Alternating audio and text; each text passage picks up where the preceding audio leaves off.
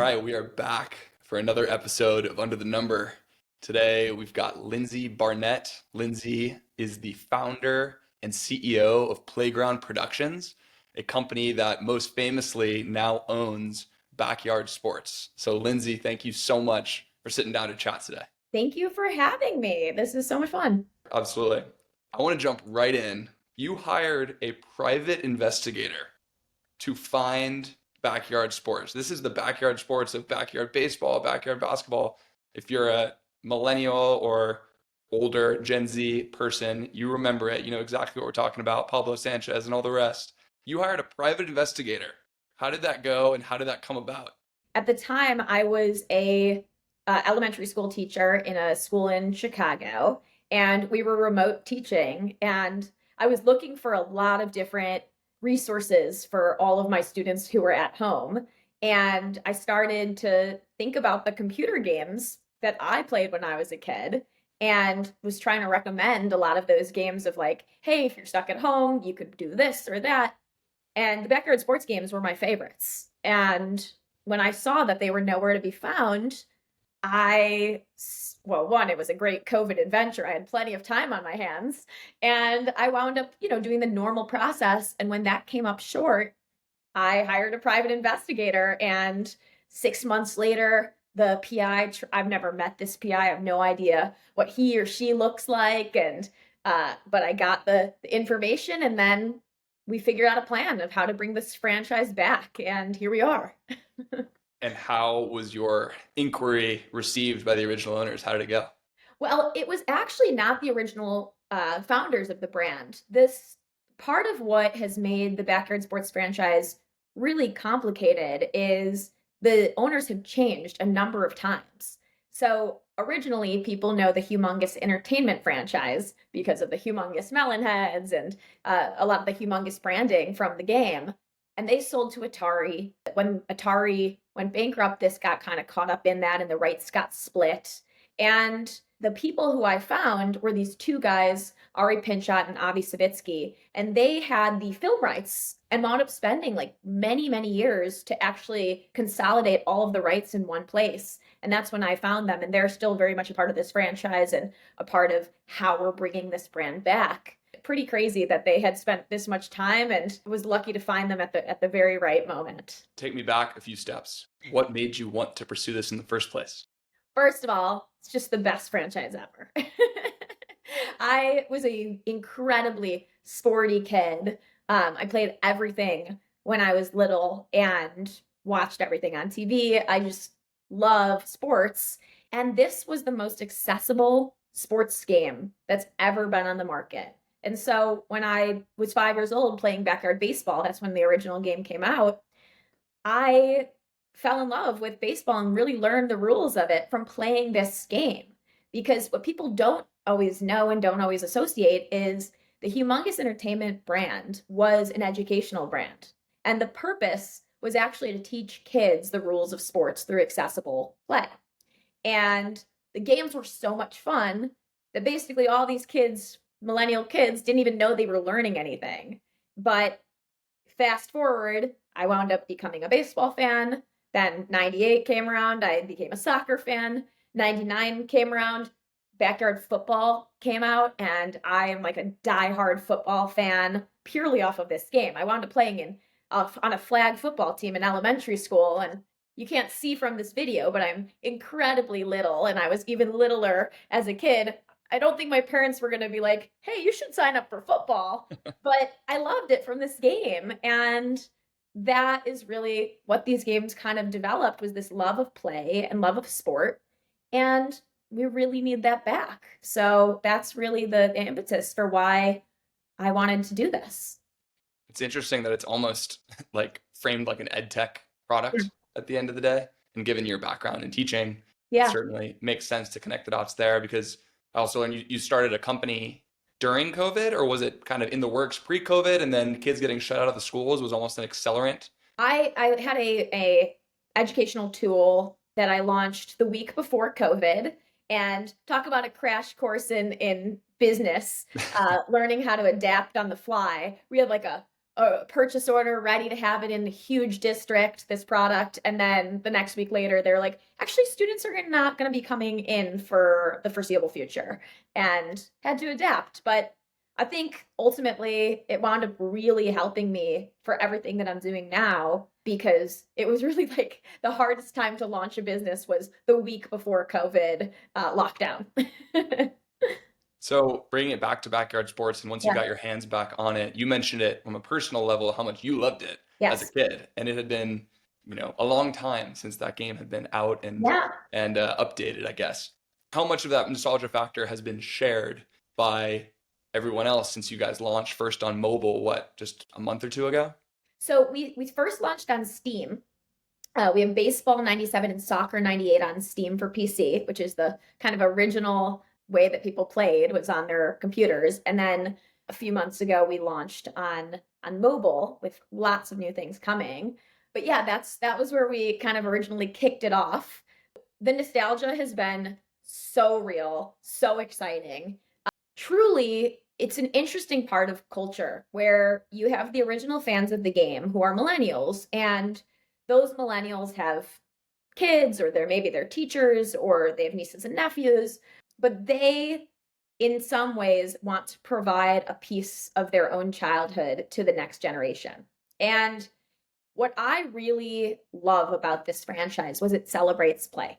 Like, it is truly kids playing in the backyard, playing on the playground, and having fun. And it's a comedy first brand that is not just about like, oh, we're going to buy ourselves the win by having, a million Pablo Sanchez's on the team. Like, you have to have lots of different players on the team. And I think that trying to give the millennials trying to give a piece of their childhood to their own children is what I've noticed, like, in droves. And the brand means so much to millennials. The nostalgia is so real. And yeah, we're doing our best to make sure that the original fan base is served as well as the kids.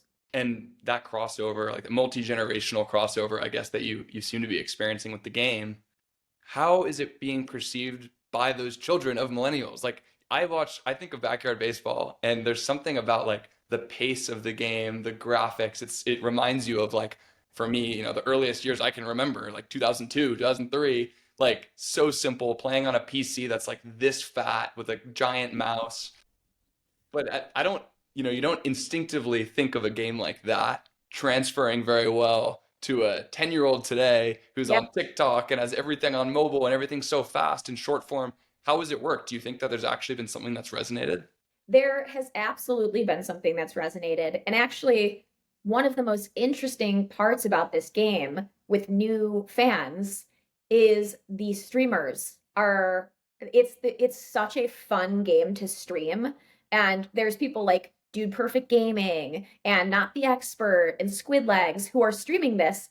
And that's where a lot of our kid fans are finding it, because they're not used to so much comedy being put in a sports game, that when people stream it, it is unpredictable. You could have the ball hit a player in the face and not be able to catch it. You could throw a ball that like a player just misses, or maybe they throw it and it goes 1 inch in front of them instead of actually make it. It's very reminiscent of what a kid's little league looks like. And that is what we found, is like the comedy is so high, and parents love the kids watching this on streams because it's really safe content. It's a PG game.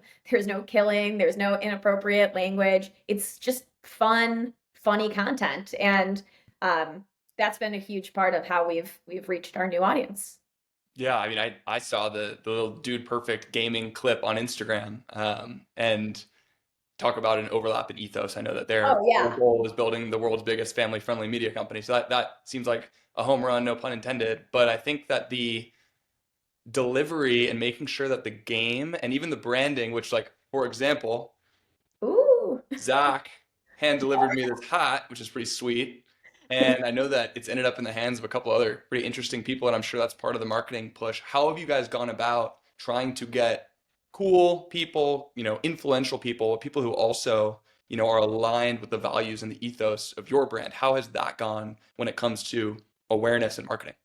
Well, I mean, we are incredibly lucky, and I don't get to take the credit for this at all, but the game was so amazing and meant so much to people's childhoods that now we have so many athletes and celebrities who are in these influential positions who reach out directly to our team or talk about it or promote it. I mean, some of the biggest athletes in the world, like Jason and Travis Kelce, talked about it on their podcast. That was completely authentic and organic. We didn't know that they were going to do that. So that has been just, we call it the power of Pablo on our team. Like there's just sometimes it's athletes that reach out and they say, we love this brand, can you send us anything for us to wear in the tunnel or whatnot? And then sometimes they just talk about how much they love it. And sometimes they're playing it on a stream and we might find out after the fact. But a lot of this past, in this launch time, the past 9 months, and it's crazy that it's only been like 9 months since we brought back the brand, but a lot of that has been just organic. So with a consumer brand, I know a lot of the time you will hear people say you only get to make one first impression, Yeah. right? Kind of interesting dynamic with you where it's like, well, the first impression was actually made like 30 years ago almost. But to bring it back was a whole nother relaunch. What was the most important, or maybe what was the primary focus leading up to the launch? What Yeah. was it that you wanted people to understand about what was going to happen? How did you position this and get it primed to burst back onto the scene? So there were two big things that we did that were kind of leading up. But the first thing, like immediately after kind of closing on the rights, we started doing an announcement video, which there's this like 40-second video. It's on our Instagram, and it's on our YouTube. And we launched that where it had basically the kids all coming together to play at the playground again. And this video was super thought out.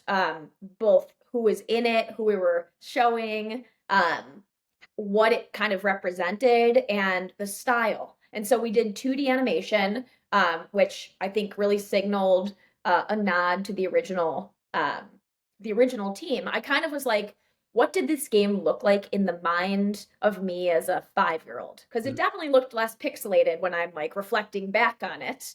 And I wanted to provide this incredible piece of content that just showed people like, this is the nostalgia that we're trying to capture. And also, this is the tone that we're going after. Like, we've gone back to this kind of style of how the characters are looking, designed, feel. This is what the universe feels like.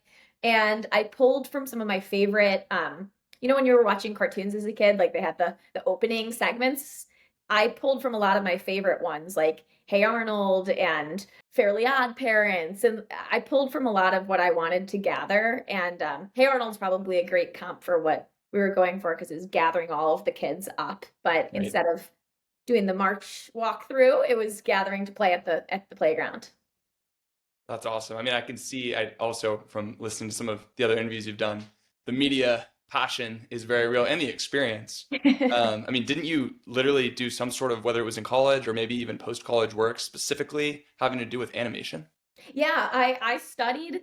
I mean, this is all like every friend of mine and family members, like everything you're doing makes exact sense because this is truly like my dream forever is exactly this. I studied radio, TV, film, and have a module minor in interactive arts and entertainment, which is animation. And then I got my master's in education, elementary teaching, but I focused on digital media. And so it was really about what could I do to create a great children's brand. That was always what I wanted to do and was always very inspired by. And it happened a lot faster than I thought. Right. Looking at my hat that I just flashed here, are you guys starting with baby steps on things like merch? Or, I mean, I assume you probably have some giant vision board or, Walt Disney style strategy map somewhere for what to do with it. Not to give away any trade secrets too No, early. no, I definitely do. And our team has a lot that's cooking. Sometimes these things take some of these big mass deals take time to make all the products and get them to market. So you could see something. I don't know when, but you could see it. And other things are more like immediate to the consumer, or a limited edition drop. So we have a lot of different things that we're kind of building out in our pipeline, but basically high quality products across the board. We want to be a true kids and family brand that everybody loves. And I think we have a real opportunity to bring people together in a way that is very kind of 90s and speaks to the love of childhood and the love of play. And that's really what we're trying to bring back. And if we can help do that from a product side, we're thinking about that. If we can help do that from, merch sides, we're thinking about that too. I can imagine your inbox must be somewhat flooded with inbound from brands and experiences, and there's a lot that could be done.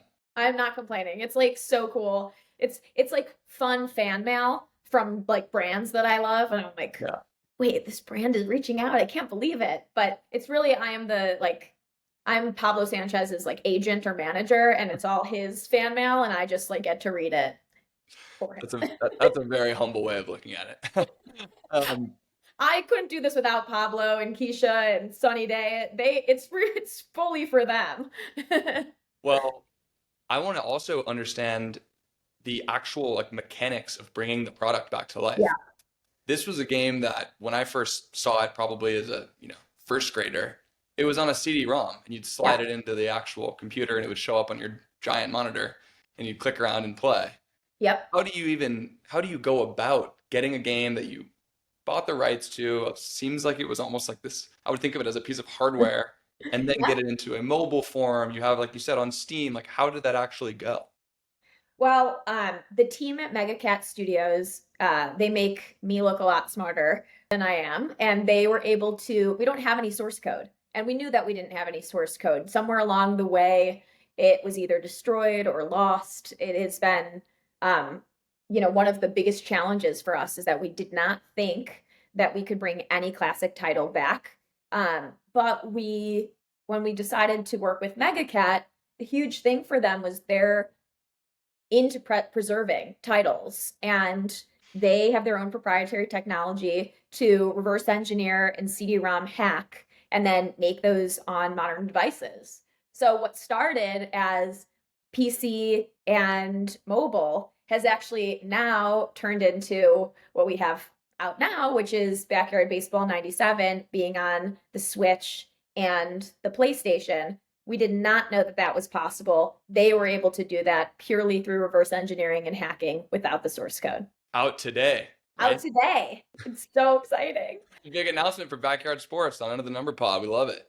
It is a huge announcement, and I'm like, it's the funniest thing because we have an incredible social media manager, Teddy McDonald, and sometimes the fans ask questions and we're like, we want to answer them so badly, and we can't.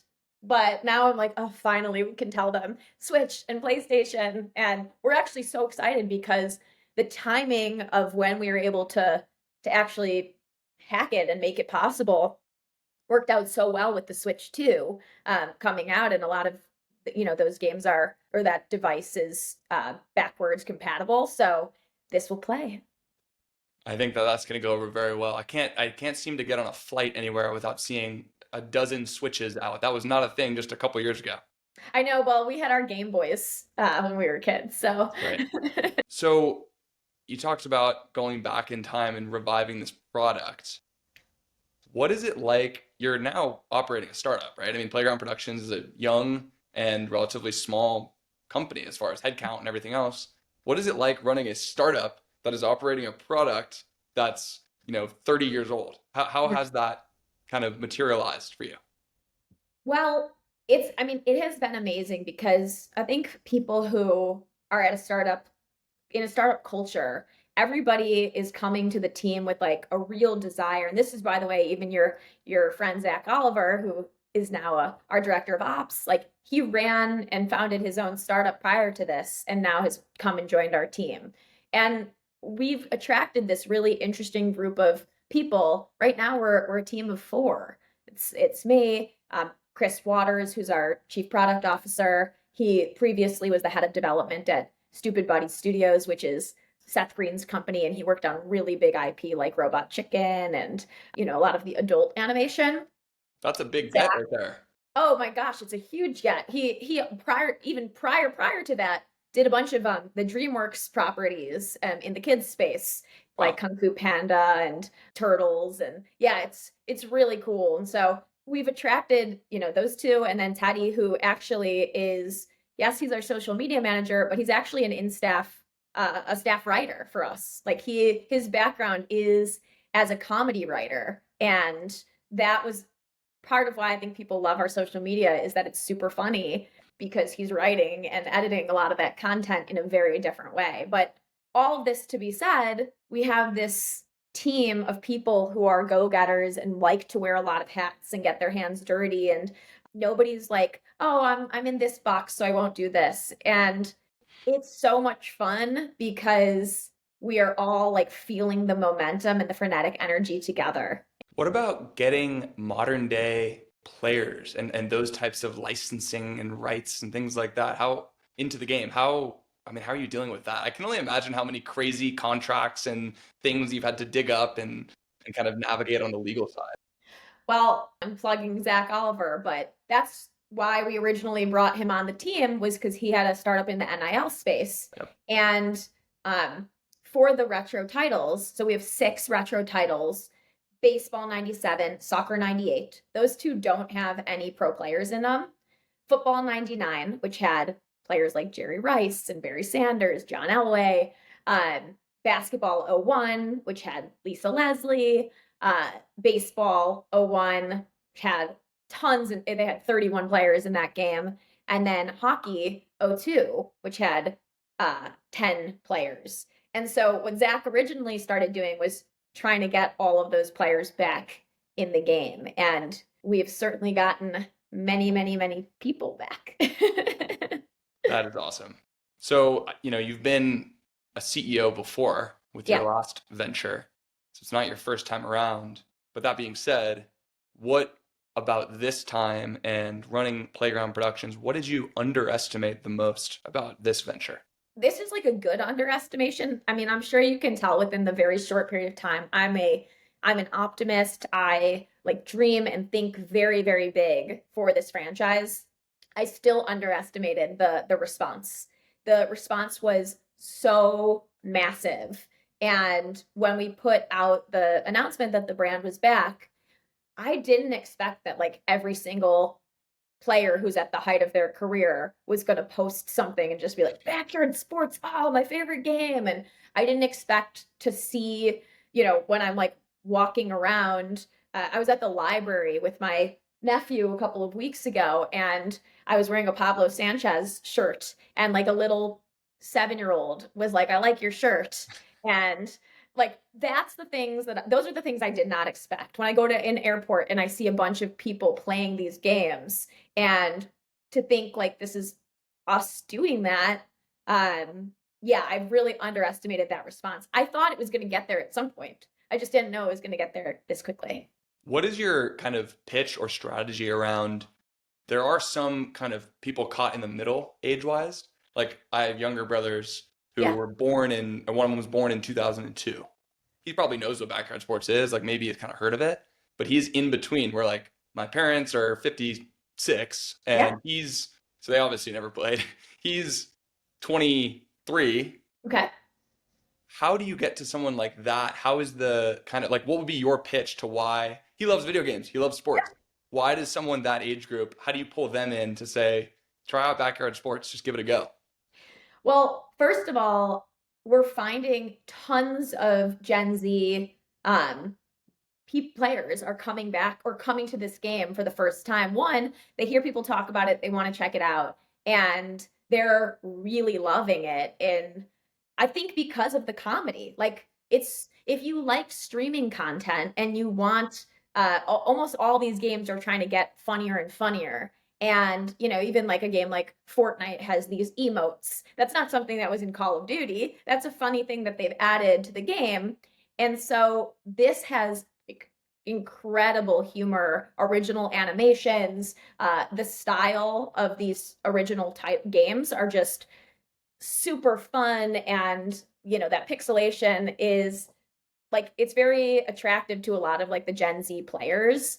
There's something about like old Pokemon and old Mario that, people are interested in going back to. So, I mean, we're finding like comedy is a huge draw. And then the second thing that we're finding is cozy gamers, which cozy gamers really like have become a bigger trend more recently, which is like you're watching the NBA finals and you're playing backyard on your phone during the commercial breaks. And we have a ton of people who are like filling their time with this game.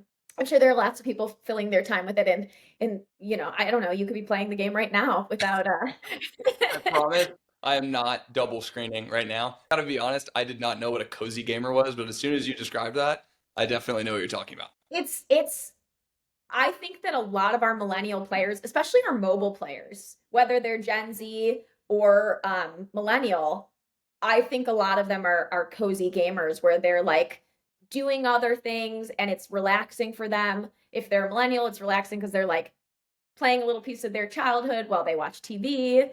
If they're, Gen Z, they might be filling time with something fun, moving through the commercials and skipping. And a lot of our consumers who are on the iPads and tablets who are kids, they're not as much having the cozy experience, they're having like the gaming experience. Yeah, I mean, I can totally imagine people playing this like on their commute on a subway or something. It seems like kind of. I think that planes and subways are probably like, I mean, I'm in Chicago, we have the L, but I'm like trains, planes, subways, huge for the backyard. Yeah, well, the offline component does not hurt Yeah. for that, I right? mean, the subway people where they're like gonna lose service, and then they're just, it's an offline game. Same thing with like if you don't have Wi-Fi on a plane, which is great for our millennials. And parents really love it for their kids because they're not stumbling on anything crazy because it's a game that exists within one ecosystem. Great. Okay, a couple of quick questions to wrap it up. Who, or maybe it could be a couple, the most well-known athlete who has expressed their love for backyard sports since the relaunch? I mean, probably Jason and Travis Kelce. They went on their podcast, talked about how baseball and football were their favorite games when they were kids. Um, and they're so like their whole vibe is backyard. They're like comedy first, they're funny, but they're incredible athletes and they all have their things that they don't take themselves too seriously for, which I feel like is very backyard. Um, but Jalen Brunson obviously had one of the best seasons. Yeah. He's a massive backyard fan. He actually wore a Pablo Sanchez jersey on his podcast. And we did not know that he was going to do that. Yeah, we had Baker Mayfield wore a jersey before one of his games, which happened to win like tons of people's fantasy football leagues that year if you had Baker on your team, because he scored 5 touchdowns the day that he wore his Pablo Sanchez jersey. I mean, it's crazy. We have so many like incredible fans of this, and they're all just kind of big kids who grew up to be pro athletes. Well, I also heard that Kelce podcast where they were talking about their love for the game, they also expressed their desire to buy it Yes. themselves. I Yeah. heard that had you sweating bullets because the deal wasn't actually finalized on your end yet. No, the deal wasn't closed, and it was funny because that year the Chiefs were in the Super Bowl, and Power Pablo. Anytime someone talks about Pablo, they wind up winning. It's like Baker wins, Bobby Witt Jr. hits a home run when he's got a Pablo bet.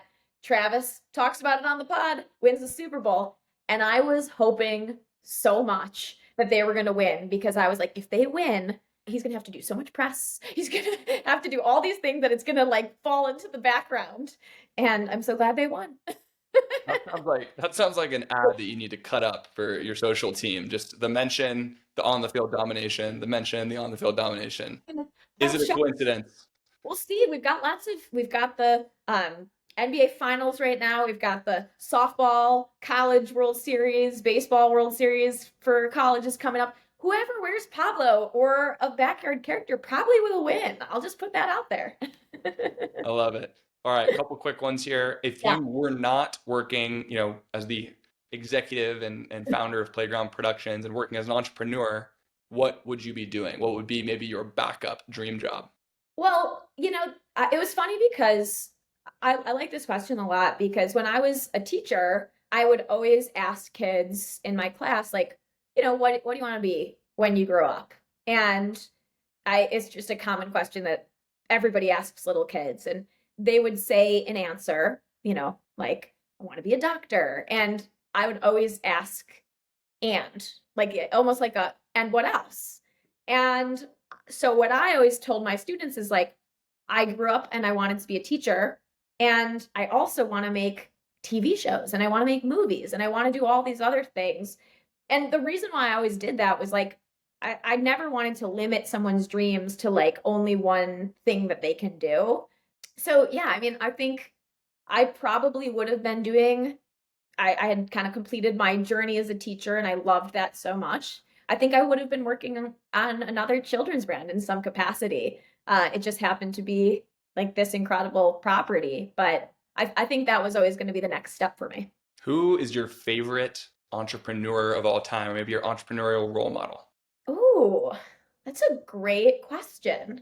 I'll give Martha Stewart as an example of like someone who I think is really amazing to see how she's taken like a way that people have put her in the box. And in some ways, for me, like people could put the box of like being a teacher or for her being a homemaker and building a career out of that. And, I think we've seen what she's done with over 100 cookbooks and TV shows and partnerships with Snoop Dogg and all sorts of other things. To me, that's really an interesting comp of a person who like, I think people would have limited her, but she kept going and dreaming really big. And I think a lot of the people like that who have the limitations on them of like, what's so-and-so or so-and-so going to do? And then you can see them kind of like go way, way, way beyond anybody's wildest dreams, whether that's Reese Witherspoon or, Kim Kardashian. Like they all have kind of broken through the glass in a different way. At the end of the day, I think when I think of entrepreneurs that really inspire me, a lot of them are actually not the ones that you would hear of or know of. It's in many ways having grown up in a community and watching whether it was people in my family or friends do something that was really exciting and dream big and make it happen. I think when you can see it in your own community, you really can believe like that it's attainable. And, that's what I saw. Martha Stewart, one of the OG influencers for sure. I mean, Martha is awesome. I cannot say enough good things about like Martha's brand and Snoop Dogg's brand. What an incredible reach the two of them have. And what an incredible duo. Did you read the book Shoe Dog? Yes, Phil Knight. One of my favorite books ever. And again, like someone that was not the star runner on the team, but like saw this vision, hustled. I love that book and I love what he's done. And Nike. But yeah, that's another one for me that like actually really inspires me of how he did it. Yeah, that's one of the best sports and business books of all time. Who is your favorite athlete of all time? Michael Jordan. I heard you grew up down the street from him. I mean, in the same community, but I will add Michael Jordan as like an entrepreneur that I genuinely really love. Obviously, an incredible athlete that everybody knows, greatest basketball player of all time. Not even debatable to me, unless we put Pablo Sanchez up there, and then it's a debate. But what I think he's done as a brand is just unbelievable. Well, Lindsay, thank you so much for taking the time today. Tell people where and how they can find all things backyard sports. Yeah, so at Backyard Sports Official, that's our Instagram. You can follow us on YouTube or subscribe to our YouTube channel. Check us out on Twitter, TikTok. We're all over the place. And then if you go to backyardsports.com, you'll be able to see all of the games that we have. Like I said before, we have those 6 classic titles coming, and we are in production on a brand new Backyard Sports title coming out next year. So stay really, really, really tuned in because we're going to have some fun things to share. Got us on the edge of our seats. All right. Thank you, Lindsay. I appreciate it. Thank you so much.